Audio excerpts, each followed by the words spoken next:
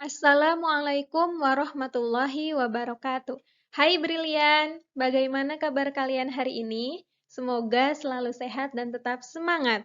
Hari ini kembali lagi bersama Ibu dalam pelajaran IPA. Kita akan mempelajari tentang proses kehamilan dan gangguan pada sistem reproduksi manusia.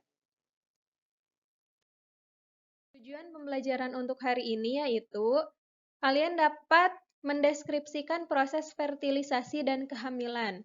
Yang kedua, dapat menjelaskan proses perkembangan janin selama dalam kandungan. Yang ketiga, dapat menjelaskan hormon-hormon yang berperan pada saat proses melahirkan.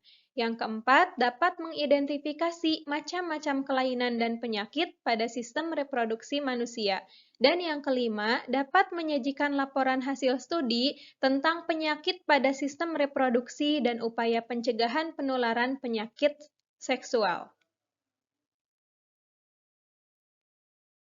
Pada pertemuan sebelumnya, kita sudah mengetahui bahwa setiap bulannya perempuan yang sudah mengalami pubertas melepaskan sel telur yang siap dibuahi oleh sperma. Jika sel telur tersebut tidak dibuahi oleh sperma, maka proses menstruasi akan terjadi dan fasenya sudah kita pelajari pada pertemuan sebelumnya. Kemudian, bagaimana jika sel telur tersebut dibuahi oleh sperma? Mari kita simak penjelasannya.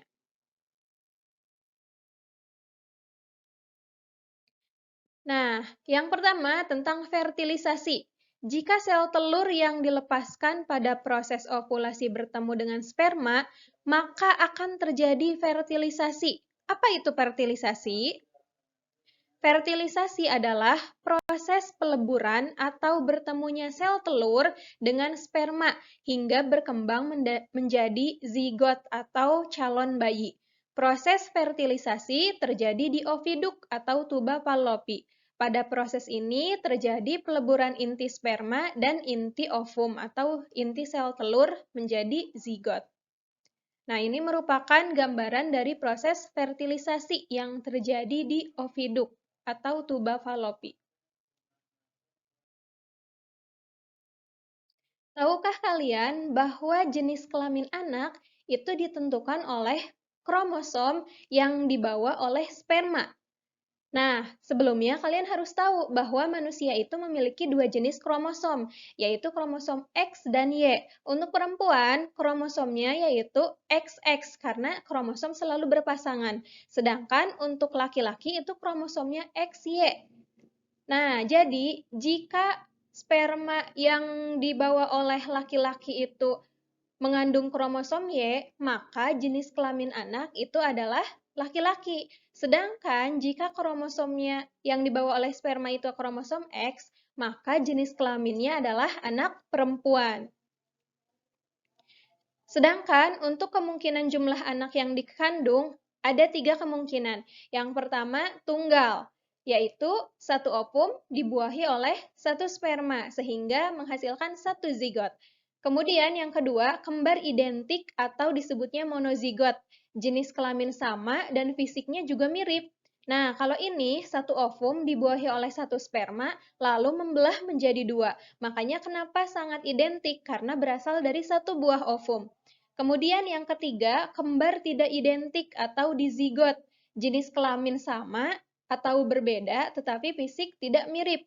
Contohnya ada kembar anak laki-laki atau perempuan, dan laki-laki dengan laki-laki, tapi mereka tidak mirip. Nah, ini kemungkinan dua ovum berbeda dibuahi oleh dua sperma yang berbeda, makanya fisiknya juga berbeda. Selanjutnya adalah tahap embriogenesis. Setelah sel telur dan sperma melebur menjadi zigot, zigot akan mengalami proses pembelahan menjadi embrio yang disebut embriogenesis. Berikut ini merupakan mekanisme embriogenesis. Embriogenesis dimulai dari zigot, yang merupakan hasil pembuahan sel telur oleh sel sperma. Kemudian zigot akan berkembang menjadi morula, morula akan berkembang menjadi blastula, blastula akan berkembang menjadi gastrula, sehingga jadilah embrio yang merupakan calon janin atau calon bayi. Nah, ini merupakan gambaran dari sel dari setiap proses embriogenesis.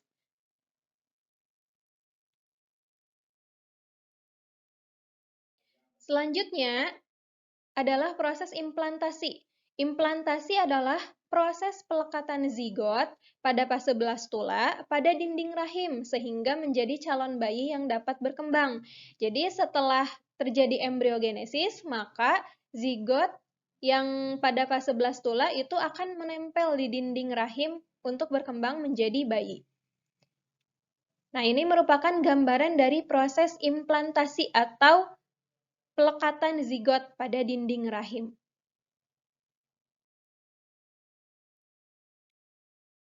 Pada proses implantasi, terjadi pembentukan membran kehamilan seperti berikut. Di sini kalian bisa melihat pada gambar ada beberapa bagian yang dibentuk ketika proses implantasi.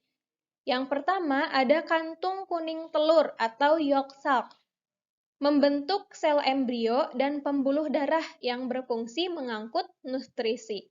Kemudian yang kedua ada korion, berfungsi sebagai penghubung pembuluh darah ibu dan embrio. Yang ketiga, plasenta, berfungsi sebagai pemberi nutrisi. Yang keempat, amnion, lapisan yang berisi air ketuban untuk melindungi embrio. Dan yang terakhir ada tali pusar atau umbilical cord, dibentuk dari allantois yang berfungsi untuk transportasi zat atau pertukaran zat. Selanjutnya adalah tahap organogenesis, yaitu proses pembentukan organ-organ dari embrio. Di sini kalian dapat lihat ada 3 lapisan, yaitu ada lapisan exoderm, endoderm, dan mesoderm. Exoderm berkembang menjadi epidermis kulit, sistem saraf, sistem indera, gigi, dan rahang. Mesoderm berkembang menjadi dermis kulit, sistem gerak, sistem sirkulasi, sistem ekskresi, dan sistem reproduksi. Sedangkan endoderm berkembang menjadi sistem pencernaan, sistem pernapasan, kelenjar timus, kelenjar tiroid, dan saluran lain. Selanjutnya adalah fase kehamilan atau gestasi. Kehamilan adalah fase di mana embrio mulai berkembang menjadi fetus atau janin. Nah, kehamilan dibagi menjadi 3 trimester. Trimester pertama yaitu dari usia 0 sampai 3 bulan. Perkembangan terpusat pada organogenesis, yaitu proses pembentukan organ-organ pada embrio. Jadi pada tahap trimester 1 itu terjadinya organogenesis. Selanjutnya, trimester 2, dari usia 4 sampai 6 bulan, organ tubuh sudah lengkap, perkembangan terpusat pada anggota badan. Mulai sempurna untuk bentuk tubuhnya. Kemudian, trimester 3 dari usia 7 sampai 9 bulan. Di sini terjadi tahap penyempurnaan organ dan pertumbuhan yang pesat, sehingga jadilah bayi yang sesungguhnya. Selanjutnya adalah proses melahirkan atau persalinan. Setelah kurang lebih 9 bulan 10 hari di dalam rahim ibu atau selama 3 trimester, maka akan terjadi proses persalinan atau melahirkan. Nah, berikut ini merupakan mekanisme kerja hormon pada saat melahirkan atau persalinan. Yang pertama, ada hormon relaksin yang dibentuk oleh ovarium dan plasenta yang dapat meregangkan tulang panggul sehingga memudahkan proses persalinan. Yang kedua, pembentukan relaksin memicu penurunan hormon estrogen dan progesteron dan membentuk hormon kortison bayi. Apa itu hormon kortison? Hormon kortison bayi yaitu hormon yang memicu pembentukan hormon prostaglandin oleh plasenta yang memicu atau merangsang kontraksi rahim. Nah, kontraksi awal rahim memicu pembentukan hormon oksitosin. Oksitosin ini dapat meningkatkan kontraksi rahim atau sehingga menjadi mules ya ketika akan terjadi proses persalinan. Dan akhirnya terjadilah proses kelahiran. Nah, ini merupakan tahapan dari proses persalinan atau melahirkan. Di sini terjadi 10 bukaan ya. Ada bukaan 0 sampai 10 cm. Apa yang membuka? Yang membuka adalah serviks atau leher rahim, sehingga memudahkan bayi untuk keluar. Nah, ini contohnya.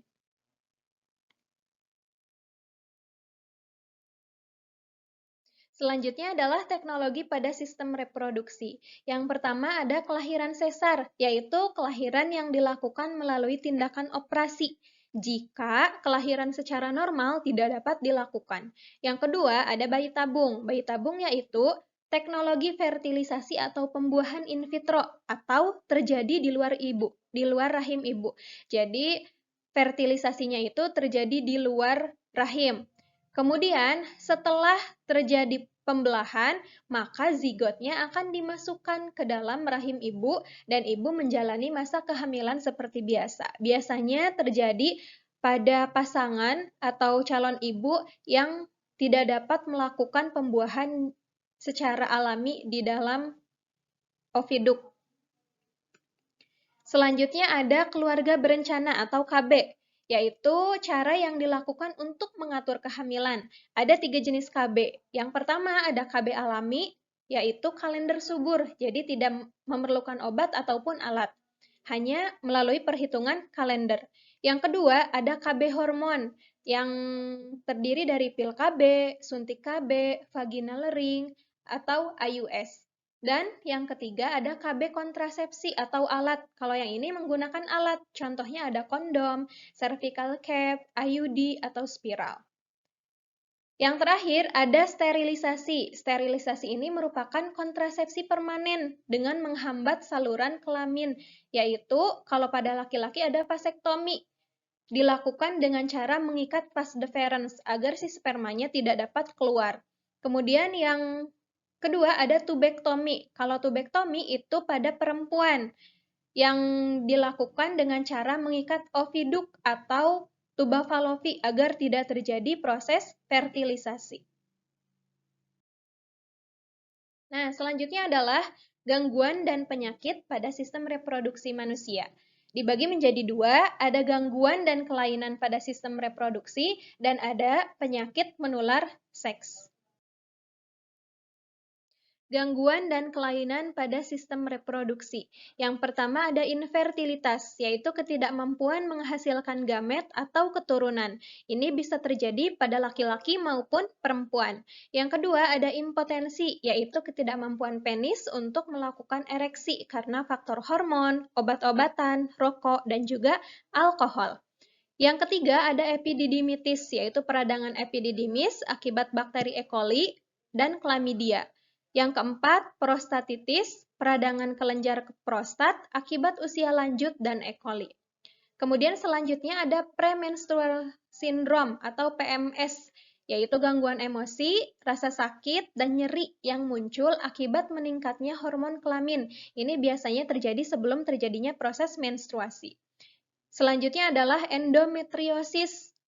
Terdapatnya jaringan endometrium di luar uterus yang menyebabkan rasa nyeri sewaktu menstruasi. Selanjutnya adalah amenor, yaitu tidak terjadinya menstruasi dalam waktu yang lama. Selanjutnya adalah penyakit menular seks, yaitu penyakit yang ditularkan melalui hubungan seksual. Yang pertama ada AIDS yang disebabkan oleh virus HIV, yang menyerang sistem kekebalan tubuh dan sangat berbahaya, karena sampai sekarang belum ada obatnya. Yang kedua ada gonorrhea atau kencing nanah yang disebabkan bakteri Neisseria gonorrhea. Yang ketiga ada chlamydia yang disebabkan bakteri Chlamydia trachomatis yang menyebabkan keputihan atau perdarahan ketika terjadinya kehamilan. Yang selanjutnya adalah sifilis atau raja singa yang disebabkan bakteri Treponema pallidum dan menyebabkan peradangan pada alat kelamin, misalkan rasa gatal, terus rasa panas, dan lain sebagainya. Selanjutnya adalah herpes genital yang disebabkan virus herpes simplex dan menyebabkan peradangan pada alat kelamin. Nah, bagaimana upaya menjaga sistem reproduksi? Yang pertama, dengan mengonsumsi makanan bergizi. Yang kedua, selalu menjaga kebersihan alat vital, termasuk pakaian juga ya. Yang ketiga, rutin berolahraga. Yang keempat, beristirahat yang cukup. Yang kelima, mengurangi konsumsi makanan dengan indeks gula yang tinggi. Yang keenam, menggunakan alat pelindung saat berolahraga. Dan yang ketujuh, menghindari kebiasaan buruk seperti merokok, seks bebas, alkohol, dan sebagainya. Nah, untuk menyebarkan cara menjaga kesehatan sistem reproduksi kepada orang lain, yuk kita buat infografis tentang upaya menjaga kesehatan reproduksi. Nanti tugasnya dikirim ke tugas online ya. Oke, itu saja materi untuk hari ini. Jika ada pertanyaan, silahkan tulis di kolom diskusi atau di WA Group. Nah, bagaimana pendapat kalian tentang materi hari ini? Apakah sangat paham? Paham? Atau belum paham? Jika belum paham, dapat bertanya di WA Group atau di kolom diskusi. Terima kasih atas perhatiannya, tetap semangat dan jaga kesehatan. Wassalamualaikum warahmatullahi wabarakatuh. Dadah semuanya.